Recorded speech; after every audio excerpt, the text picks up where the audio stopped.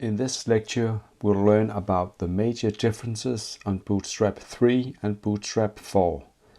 A lot of things has changed in Bootstrap 4 since it's a major rewrite of Bootstrap 3. So we can't just update our Bootstrap style sheet and script to the latest version and expect an old page to work like before. Here we see an almost complete list of all the changes from Bootstrap's official documentation.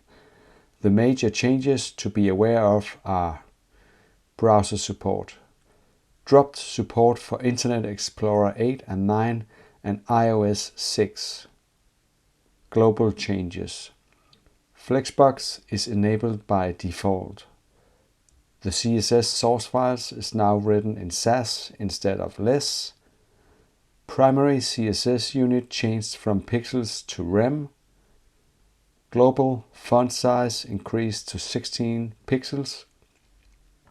New grid tier for extra small devices. Grid system. Support for vertical and horizontal alignment classes.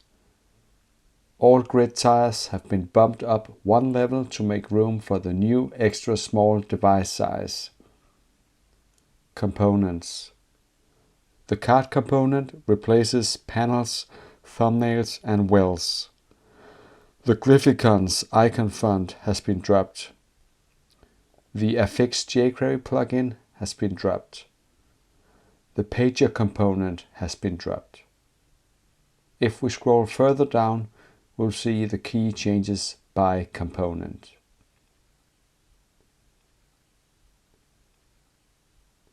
We have now learned about the major differences on Bootstrap 3 and 4.